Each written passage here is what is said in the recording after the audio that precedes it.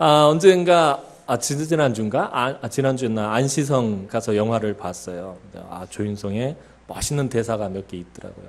너는 이길 수 있는 싸움만 싸우냐? 딱부터 시작해가지고 너무 멋있는 대사가 있는데 그 중에서 그런 얘기가 있어요. 남주혁하고 조윤성이 막 대화를 오고 가는데 영계소문이라는 그 고구려의 그러니까 지금으로 치자면 총리, 수상, 그한테 안시성 성주가 이렇게 돕지를 않고 자꾸 반대하고 그러니까 이제 암살자가 와서 그렇게 대화를 하는 장면에서 그래요. 연계소문이 왕을 죽였기 때문에 나는 연계소문을 지지할 수 없다. 근데 그 왕이 왕으로서의 역할을 하지 못했고 무능했다라고 말하니까 이 안시성 성주가 뭐라고 얘기하냐면 그게 명분이 돼서 당이 쳐들어왔다라는 말을 해요. 제가 왜 무슨 말씀을 드리려고 하면 명분이라는 것에 대해서 오늘 설교 제목이 장자의 명분이잖아요. 명분이라. 고대 사회라고 해서요. 내가 저쪽 나라하고 싸우고 싶어야지. 그래서 막 쳐들어가야지. 그래서 저 나라랑 싸워서 내가 저 나라를 차지해야지. 아무리 고대 사회에 힘이 있어도 그걸 함부로 하지 못해요. 전쟁에는 반드시 명분이 있어야 돼요. 명분 없는 전쟁을 일으킬 수가 없어요. 아무리 강한 나라라도 작은 나라를 침략하려면 그 침략할 명분이 있어야 된다는 거예요. 사실 그만큼 명분이라는 건 되게 중요한 거거든요. 자, 우리 청년들에게 다시 묻습니다. 명분이 도대체 뭘까? 자, 이제 본격적으로 어려운 괜히 나하고 눈 마주쳤다. 그런 눈빛이. 명분이라는 게 뭘까요? 명분. 오늘 제목도 장자의 명분이잖아요. 어떤 행동이나 결정에 대한 합당한 근거, 정당한 근거. 어떤 행동, 내가 어떤 행동을 하는 것에 대한 정당한 근거가 있어야 돼. 내가 하는 어떤 말에 대한 정당한 근거가 있어야 돼.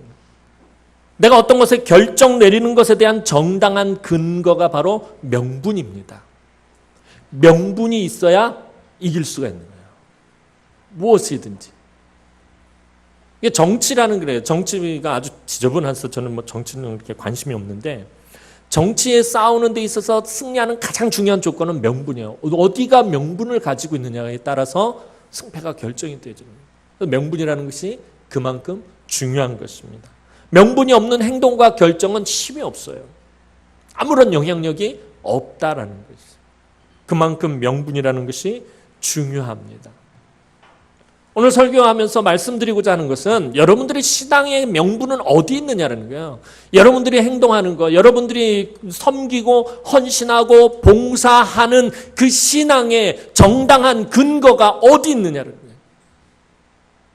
그게 오늘 장자의 명분이라는 거예요. 그러니까 오늘 우리가 신앙생활하면서 아무런 명분 없는 신앙생활을 할 때가 너무나도 많다라는 거예요.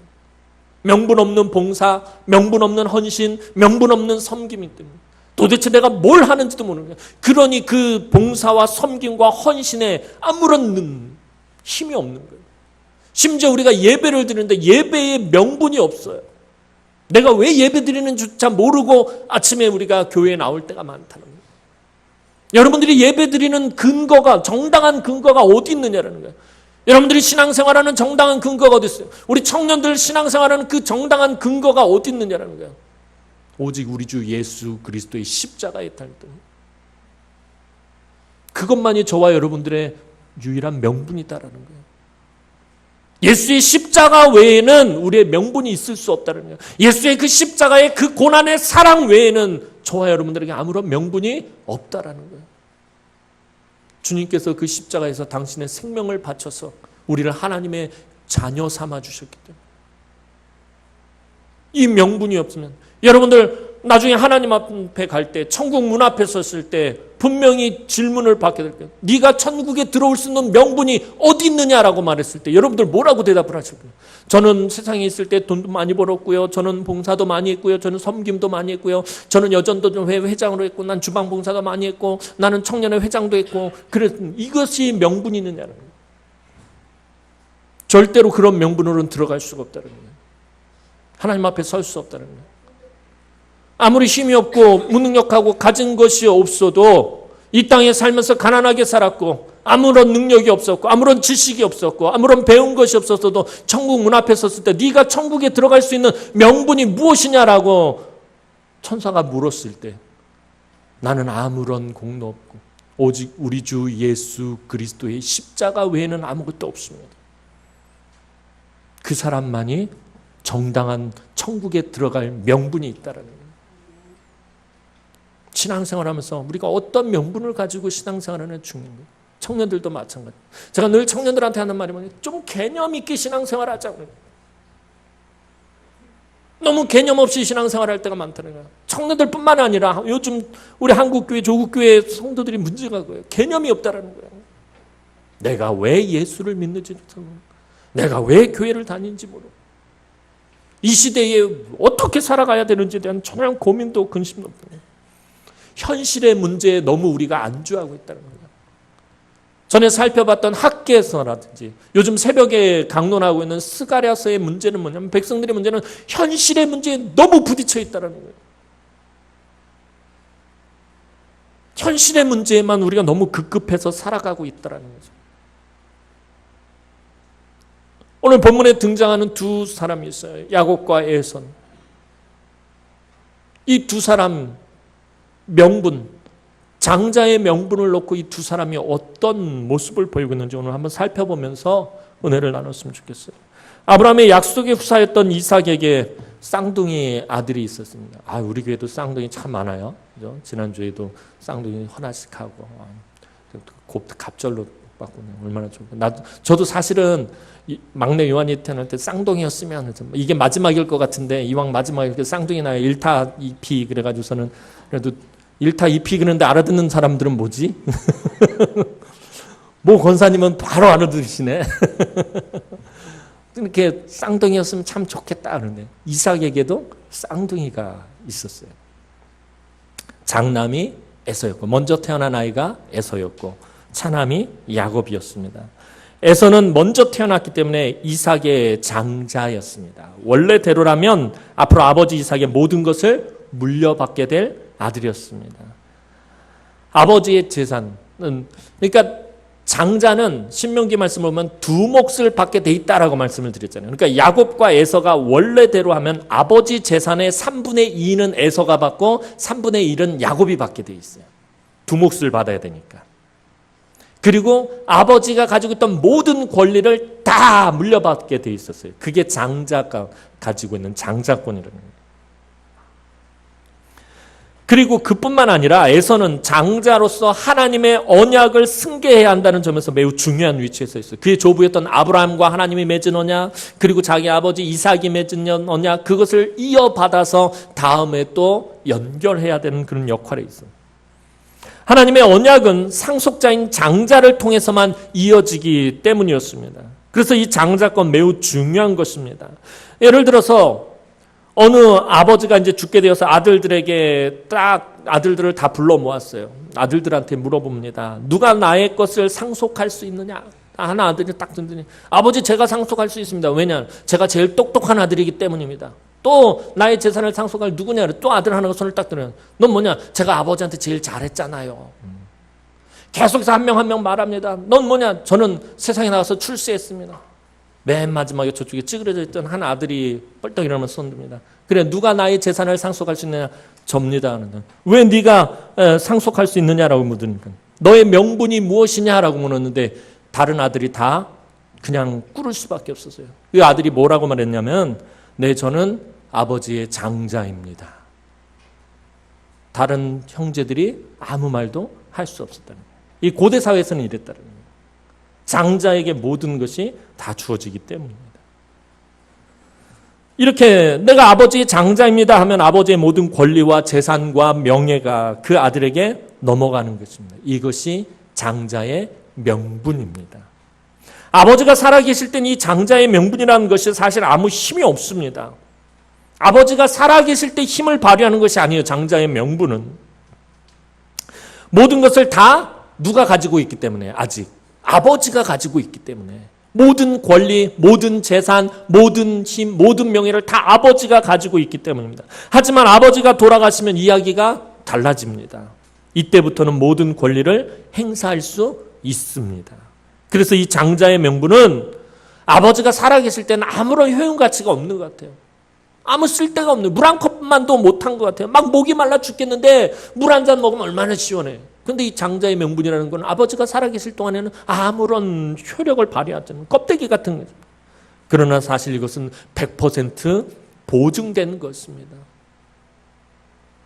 특별히 하나님께서 선택한 그 아브라함 그 집안에서는 이 장자의 명분이라는 것은 하나님께서 그냥 공증 딱 해주신 거나 마찬가지라는 거예요. 지금 당장 효용가치가 물 한 컵만도 못할 것 같지만 훗날에 가서는 엄청난 위력과 효과를 발휘하는 것이 바로 장자의 명분입니다.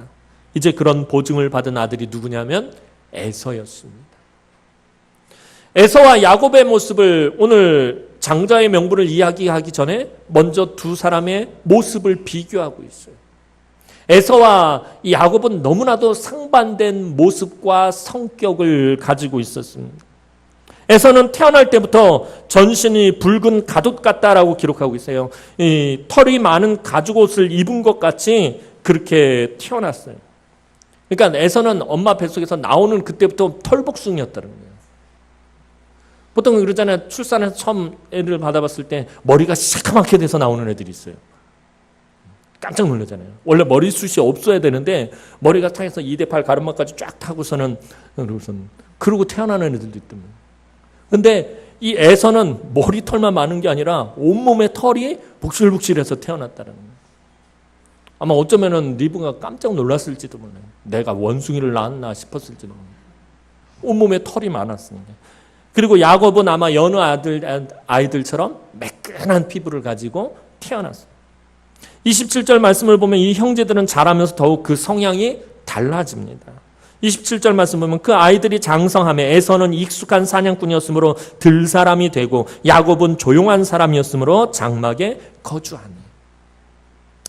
우리는 그냥 사냥꾼 이렇게 하겠지만 이 당시에 오늘날은 막 직업이 별의별 직업이 많고 별의별 일들이 많고 막 사람이 자기 능력을 나타낼 여러 가지 일들이 많지만 이 당시에는 사냥꾼이라는 거 하면은 당시에 최고 인기 직업이었어요. 오늘날로 치면 그냥 아이돌 같은 거였어요. 이 고대 사회에서는 가장 처음으로 꼽는 능력이 뭐냐면 그 가족을 먹여 살릴 수 있는 부양 능력이 있느냐는 거예요. 사냥꾼이라는 건 뭐예요? 나가서 바깥에 나가가지고 표적을 정해서 몇 날 며칠을 쫓아가서 그놈을 마침내 잡아가지고 목에 딱 걸치고선 이 자기 마을로 싹 들어오는데 문을 발로 빵 차고 들어오면서 나왔다! 그러면 그 마을 여자들 막 거의 무슨 말인지 이해를 못하는 거예요. 이 당시엔 그랬다는 거예요. 사냥꾼이 최고의 인기 그런 직업이었다는 거예요. 에서가 익숙한 사냥꾼이었다는 거예요. 늘 사냥에 가면은 이 사냥거리를 잡아와가지고 아버지한테 좋은 음식을 해드리고 잡아온 그런 짐승들을 그 공동체 사람들에게 다 풀어주고 나눠주고. 사람들은 누굴 좋아할까요? 에서를 좋아할 수밖에 없어요. 에서를 바라볼 수밖에 없어요.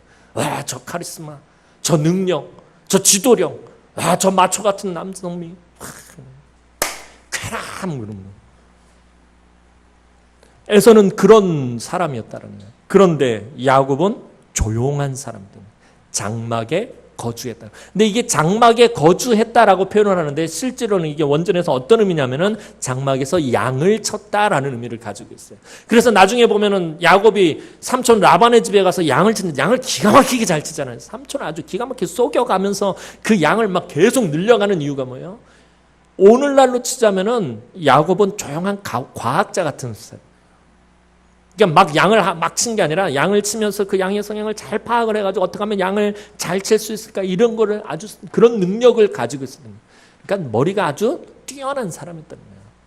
그냥 장막에 거주했다가 아니라 근데 그 당시에 양을 치는 직업은 그렇게 대접받는 직업은 아니었다는 거예요. 천한게 여기는 그런 직업이었어요. 원래는 양을 그래서 이 당시에는 여인들이 쳤어요. 남자들이 치는 게 아니라 여자들이 쳤었어요. 그런데 야곱이 양을 치고 있었던 거예요. 그러니까 여러 면에서 에서와 야곱은 매우 달랐습니다. 그런데 이 아들들에 대한 그 부모의 또 태도가 다릅니다. 아버지 이삭은 에서가 늘 가져오는 그 사냥거리 음식 때문에 아들을 좋아했고 엄마 리브가는 늘 장막에서 엄마를 돕고 있는 이 야곱을 좋아했단 말이에요. 족장이었던 이삭의 입장에서 보면은 남성미 물씬 넘치고 싸움도 잘하고 사냥도 잘하고 지도력 있고 카리스마 있는 아들 에서가 마음에 쏙 들었을 것입니다. 엄마 입장에서는 어때요? 엄마는 야곱이 딸 같은 아들이었을 거예요. 엄마 옆에서 엄마 일도 돕고 설거지도 돕고 엄마랑 말장구도 쳐주고 막 그러면서 엄마 뭐 아픈 데 있으면 긁어주고 간지러운 데 이렇게 주물러 주기도 하고, 그러니까 늘 리브가는 에서를 사랑하게 됩니다.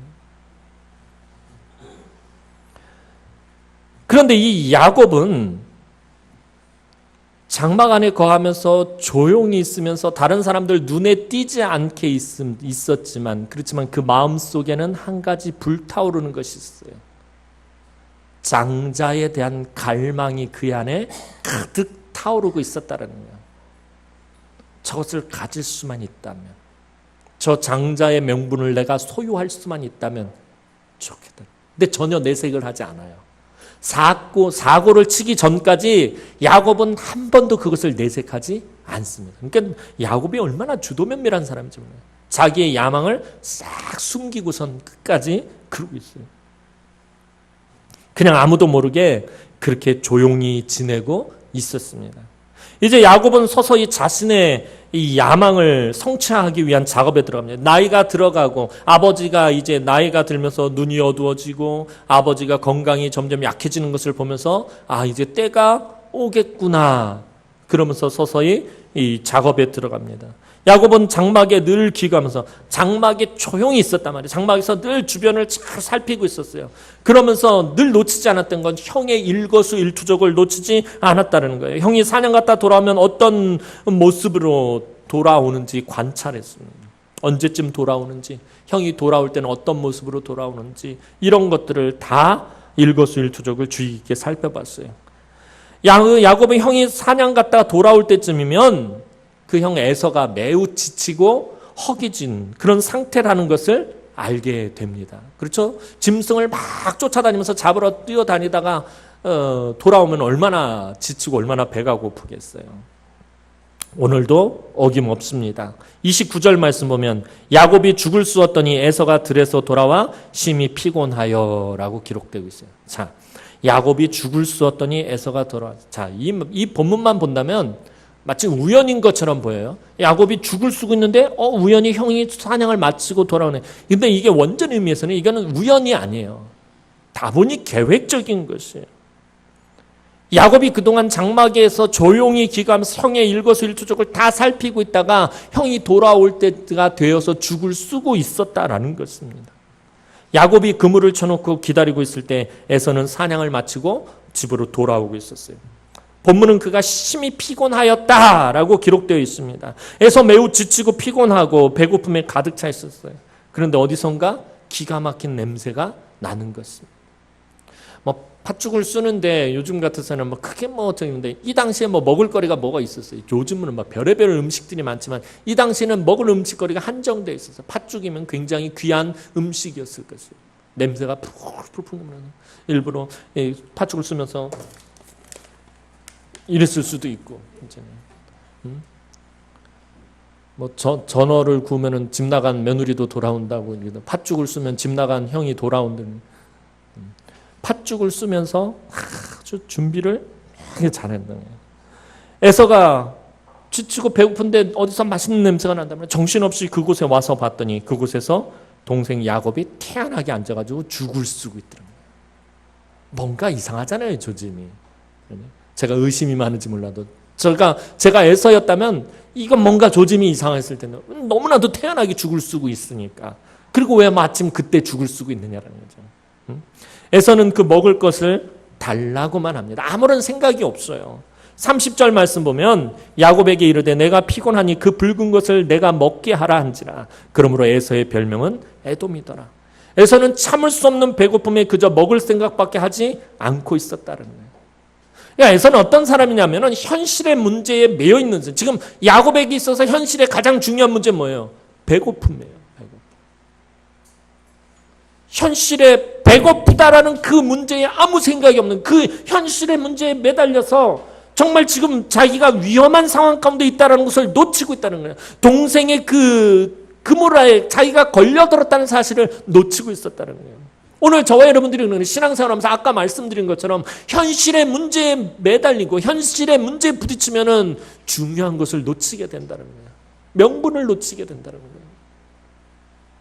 주도 면밀한 야곱은 한 손으로 죽을 쓰며 은근슬쩍 이야기를 돌립니다. 31절 말씀 보겠습니다. 31절 말씀입니다. 시작.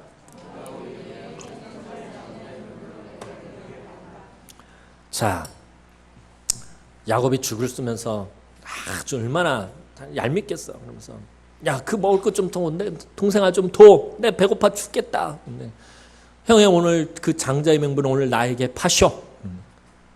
자, 그런데 이 에서의 반응이 뭐죠?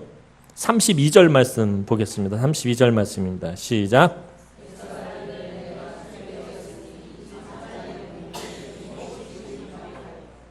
자, 동생이 형의 장자의 명분을 오늘 내게 팔아. 그러면은 어떻게 반응해야 되나요? 야, 이 미친 XYZ 네모세모 동그라미 어디서 뺏어갈 겸 내 장자의 명분을 들어가. 이런 날강도 같은 놈이 시킨 간도 이 새끼 안 먹어. 그러고서 나와야지 이게 정상이잖아요. 그죠? 이 자식이 어디서 장자의 명분이 얼마나 중요한 거냐는 거예요. 그런데 에서의 반응이 뭐예요? 내가 배가 고파 죽게 되었으니 이 장자의 명분이 내게 무엇이 유익하냐? 내가 지금 현실의 문제에 부딪혔는데 내 신앙의 그 근거가 되는 이 명분이 뭐가 중요하겠느냐라고 말하고 있더라고요. 내가 현실의 배고픔에 내가 그것을 이기지 못하고 있는데 이게 다 무슨 소용이냐라고 말하고 있다라는 거예요. 있어봐야 지금 나의 배고픔도 채워주지 못하는 이런 명분이 지금 무슨 유익이 있겠느냐는 거예요. 있어봐야 나의 지금 삶의 고난을 해결해 주지도 못하는 이 믿음이 나한테 무슨 소용이 있겠느냐라고 말하는 거나 똑같다는 거예요. 내가 지금 어려움 가운데 처해 있는데 이 어려움에 아무런 도움도 주지 못하는 이 신앙이 무슨 소용이 있겠느냐 이렇게 말하는 것과 똑같다라는 거예요. 피곤하고 배고픔에 지친 에서는 그냥 현실의 그 문제, 배고픔을 해결할 문제밖에 생각하지 못하고 있었어요. 야곱은 얼마나 주도 면밀한지 몰라요. 또 팥죽을 휘휘 저으면서 말합니다. 33절 말씀 보겠습니다. 33절 말씀입니다. 시작.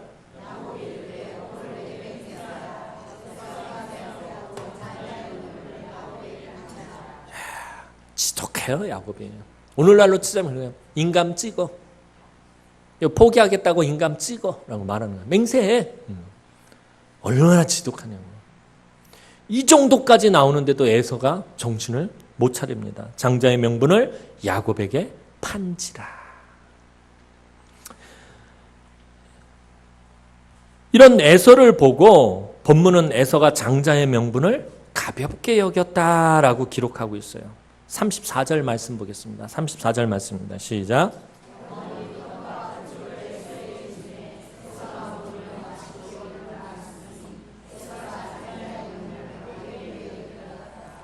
장자의 명분을 우습게 여겼다는 거예요.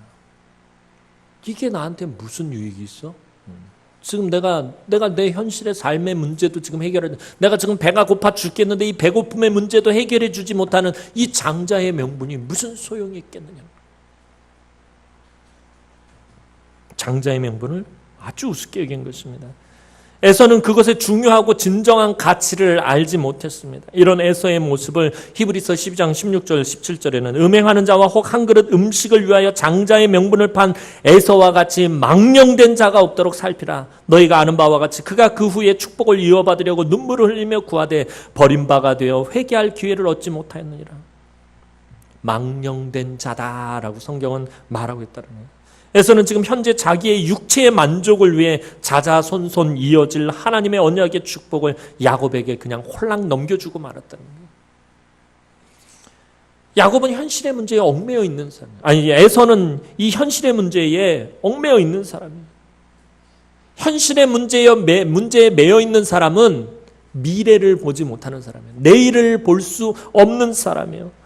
야곱은 현실의 문제에 매여 있었던 것이 아니라 야곱은 미래를 보고 있었어요. 엄밀히 말하면 야곱은 지금 자기 현실에, 오히려 야곱이 현실의 문제는 장자권은 형에게 돌아갔고 아버지는 형을 사랑하고 아버지는 형을 축복할 것이고 나는 아무것도 가진 것이 없고, 나는 공동체에서 인기도 없고, 나는 두드러지게 나타나고 인정받지도 못하고 있고, 형과 늘 비교당하는데, 형은 늘 인정받고 박수받는데 나는 맨날 대접받지도 못하고. 오히려 야곱이 현실의 문제에 더 매여 있어야 정상인데, 야곱은 이 현실의 문제에 전혀 연연하지 않고 오히려 미래를 보고 있다는 거야. 저 장자의 명분만 차지하면 미래가 바뀐다. 형에게서 저 장자의 명분만 빼앗으면 내 미래가 바뀐다는 거예요. 이 현실의 문제 아무것도 아니야. 저 명분만 나에게로 돌아오면, 넘어오면 이 현실의 문제 같은 건 아무것도 아니다라고 생각을 하고 있었던 거예요. 장자의 명분이 에서가 처한 상황 속에서는 팥죽 한 그릇만도 못하고 지금 당장 자기에게 유익이 없어 보였지만 그 장자의 명분이 얼마나 귀하고 소중한 것이며 어마어마한 힘이 있다라는 것을 알지 못했어요.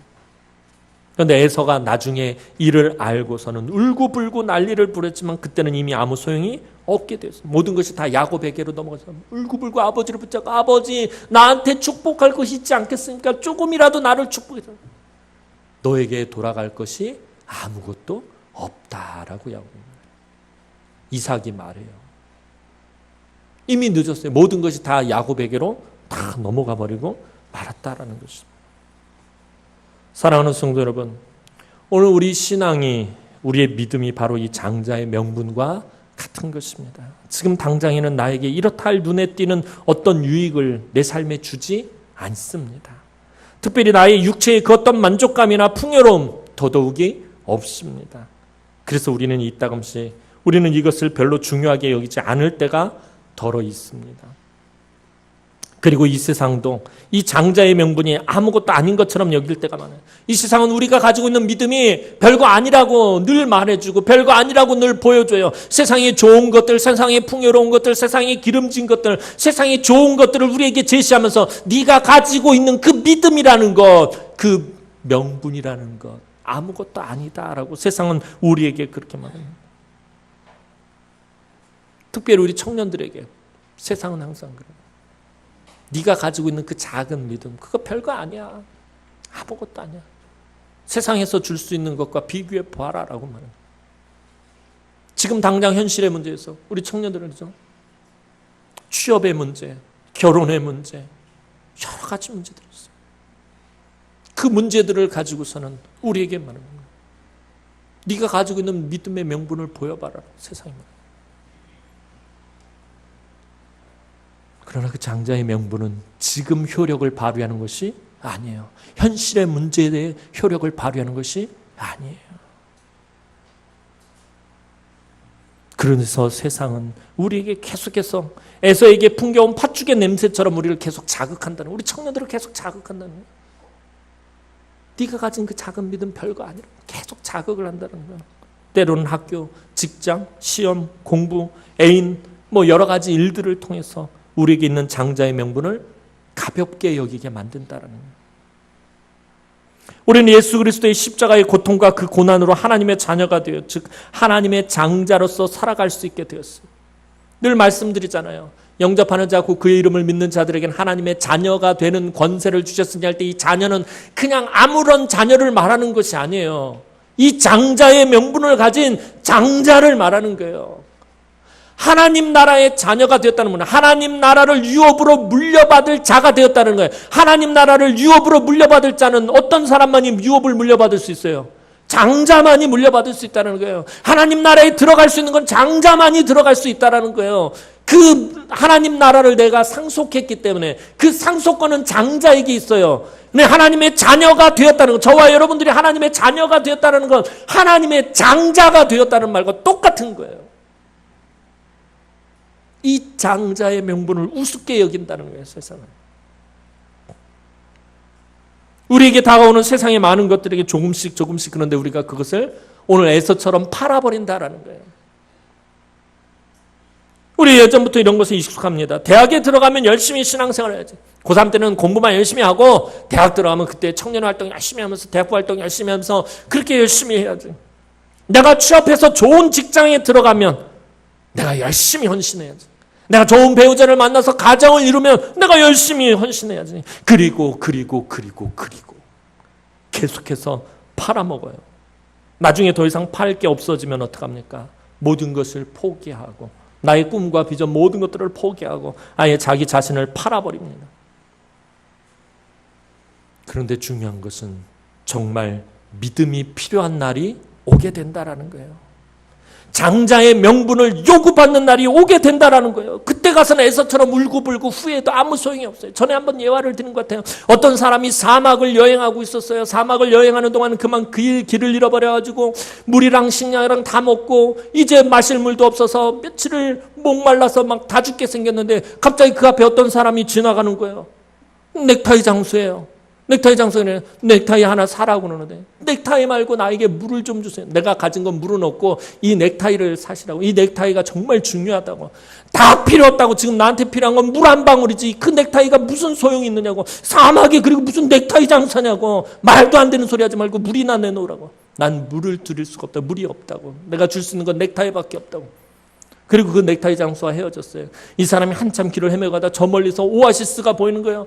너무 좋아가지고 막 정신없이 달려가는데 그 오아시스 앞에 가서 문 앞에서 그만 이 사람은 혼절을 하고 말았어요. 그 앞에 뭐라고 써 있었느냐 하면 넥타이를 매지 않으면 들어올 수 없습니다. 여러분들 웃으시겠지만 이게 장자의 명분이라는, 이게 믿음이라는 거예요. 우리가 살아갈 때 고난을 당해요. 목이 말라요. 갈증이 나요. 삶 가운데 어려움이 있어요. 하나님이 우리에게 말씀을 주셔요. 하나님이 말씀 말고요. 지금 나한테 돈이 필요해요. 하나님 말씀 말고요. 나한테 지금 건강이 필요해요. 나중에 천국 문 앞에 갔을 때 분명히 믿음을 요구받게 된다. 너에게 믿음이 있느냐? 너희가 하나님 나라에 들어갈 명분이 무엇냐라고 물었을 때 땅을 치고 후회하게 된다라는 것입니다. 지금의 여러분의 작은 신앙이라도 그 작은 믿음이라도 그걸 소중하게 여기고 그 작은 믿음 지키려고 하나님, 내가 세상에 나가서 내가 비록 정규직에 들어가지도 못하고 내가 좋은 대학을 나오지 못했고 내가 많은 자격증이 없고 내게 좋은 스펙이 없지만 하나님, 내가 이 믿음대로 살기를 원합니다. 내가 말씀대로 살기를 원합니다. 작은 신앙이라도 작은 믿음이라도 그 믿음을 소중히 여기고 지키고 하나님의 꿈과 비전을 붙잡으시기 바랍니다. 현실의 문제와 부딪혔을 때 그 현실의 문제에 여러분들이 가지고 있는 그 믿음을 팔지 마세요. 여러분들이 가지고 있는 그 장자의 명분을 팔지 마세요. 그것이 나중에 우리가 하나님 앞에 갔을 때 하나님 나라에 들어갈 수 있게 하는 증서가 되는 거예요. 내가 나중에 하나님께서 귀한 사명을 주셨을 때 그 사명을 감당할 수 있는 힘이 되는 거예요. 여러분의 장자의 명분은 귀중한 것입니다. 저와 여러분이 가지고 있는 이 명분이 왜 귀중한 것일까요? 이게 왜 이렇게 소중할까요? 세상이 그 무엇과도 바꿔서는 안 돼요. 세상이 절대로 팔아먹을 수가 없는 거예요. 왜냐하면 여러분을 너무나도 사랑하신 분이 자기의 목숨을 버리고 우리에게 주신 것이기 때문에, 당신의 생명 바쳐서 우리에게 주신 것이. 거저 주었다. 내가 이것을 거저 받았다고 해서 이를 함부로 여기지 마시고 가볍게 여기지 마시고. 오늘 에서는 태어나면서부터 장자의 명분을 받았어요. 내 거라고 생각했어요. 그러니 가볍게 여긴 거예요. 거저 받았으니까, 값없이 받았으니까 이게 중요한 줄 모르는 거예요. 거저 주었다고 해서 이를 함부로 여기서는 안 돼요. 더 믿음을 지키고 그 믿음을 잘 키워나가서 하나님께 바르게 쓰임받고 하나님의 크신 꿈과 비전을 성취하고 누리시는 주의 귀한 우리 성도들과 우리 청년들이 되기를 주님의 이름으로 축원합니다. 기도드리겠습니다. 사랑과 은혜가 많으신 아버지 하나님, 은혜와 사랑을 진심으로 감사를 드립니다. 우리에게 있는 이 아버지 하나님 장자의 명분, 이 믿음의 명분, 아무리 작고 보잘것없다 할지라도 하나님, 내 현실의 문제와 아버지 아무런 상관이 없다 할지라도, 아버지 그렇게 보인다 할지라도 이 명분을 끝까지 지키게 하여 주옵소서. 우리 특별히 청년들, 하나님 이 믿음을 소중히 여기며 이 장자의 명분을 끝까지 지키며 마침내 하나님 주신 그 장자의 명분, 그 꿈과 비전들을 이루고 성취하는 우리 자녀들, 우리 청년들 되어줄 수 있도록 하나님 은총을 베풀어 주옵소서. 예수님의 이름으로 기도하옵나이다. 아멘.